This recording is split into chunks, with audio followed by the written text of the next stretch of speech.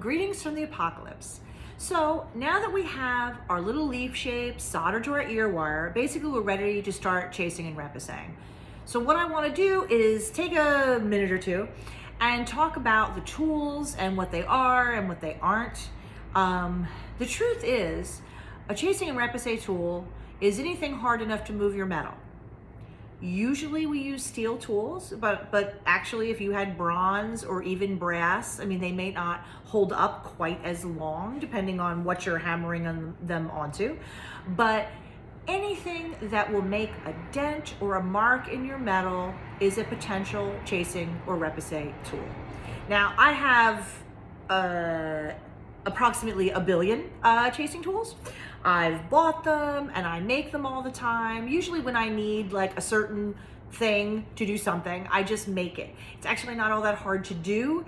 One of the things that you can do is, most of you have scribers in your studio, which is just literally a pointy metal tool to mark little lines and things like that. That is a perfect chasing tool in the making. A lot of times what I do is I just sand the pointy end down a little bit, because it can't really be too sharp, because if you're going to smack it into your metal, it could actually, pierce through it, which is a favorite method of mine actually for putting a hole in something, a la caveman style.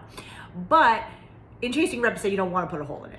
So usually I just sort of soften it a little bit, and I'm going to do a close-up video and kind of show you, but literally take a scriber, take an old file or maybe just some 400 sandpaper, smooth out that sharp point, sand it a little bit, you have a chasing tool. And I made this one out of a scriber. It probably took me, 10 minutes total. And this is what I use for lining and putting little dots and everything like that. And I'll show you like a real liner and some of the real tools. But that's the big thing that I really want you to understand about this, is that yes, there are beautiful, expensive tools that you can buy, but all they are is a stick. It is a stick, and then the end either has like a little curve or it has a little line in it. It just has a slightly different shape meant to make a different kind of mark on your piece. Like if you think about painter's brushes, right? They have little skinny ones for making a skinny line and a fat one for making a fat line. Guess what? That's all chasing and repousse tools are. Just think of it just like that. If this were like a charcoal pencil or a pencil, broad will make you a bigger line and skinny will make you a skinnier line. It's really just that simple. And this is the main thing that hopefully out of this whole chasing and repousse thing, that you start to understand that this is nothing complicated in the tiniest bit. This is literally taking a stick with a slightly polished end of a different shape, according to what kind of mark you want to get, smacking it into your metal. Okay? So if that's the one thing that I get across from all this, I'll be really happy, because once you sort of realize like the truth behind it, you go, oh, this is actually very simple. I have a million things in my studio already that I can use to chase and repousse.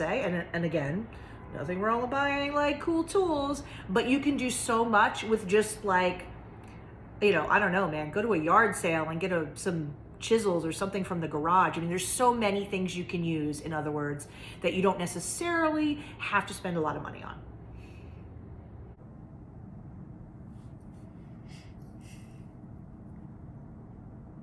So here's a really simple chasing tool that you can make.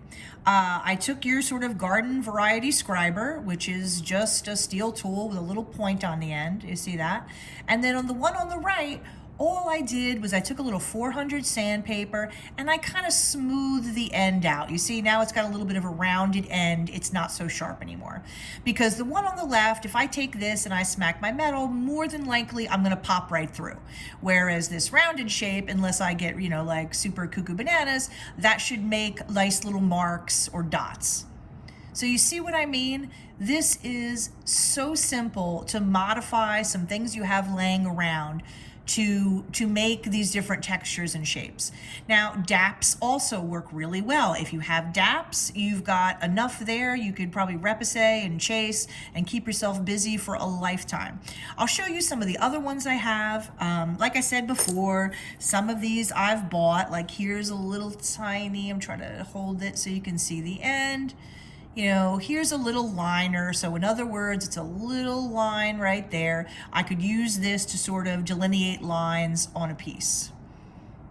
I hope you can see that well enough, that little end right there. Okay. There's also little rounded ones like this. You see that? It's sort of almost flat, but just a little bit curved, and you use that to like curve out little sections. Here's another one. It's another liner, which means we use it to make lines, but this one is a little bit curved. So if I wanted to try to make like a circle or a curving line, I would use this rather than a straight one. So you see what I'm saying? This is like really simple concepts, the same thing as if you were like using a pencil or anything like that to make a mark. Here's some fancier ones that I handmade. These will make, you know, I can do real 3D kind of shaping with this, I call this the Puffinator, and because it makes poofs in my metal. Not a technical term, but the Puffinator.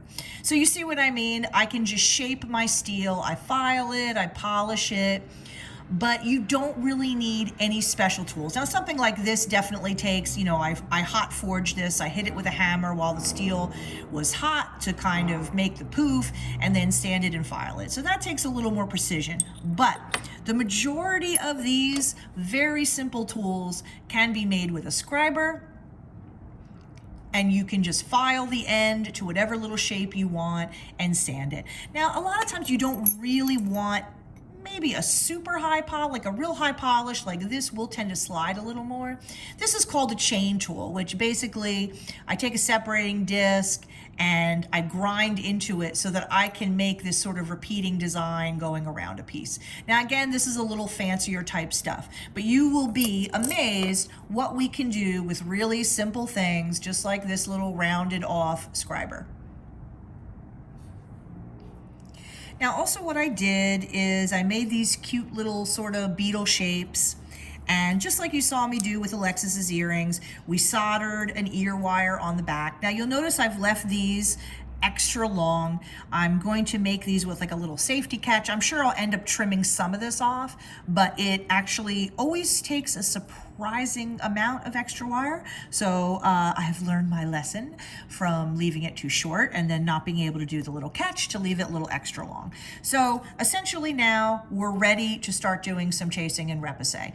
Now I'm going to show you using this, and I'll demonstrate on Alexis's as well so that I can just show you some different things. But this is how this project starts.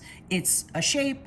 I've soldered the wire on there because these are going to be earrings, but you could also just make a leaf shape and then solder a jump ring on it when you're done, or anything like that. I mean, there's no reason to make this super complicated, especially when you're first starting out. So, and these will make some really cute earrings.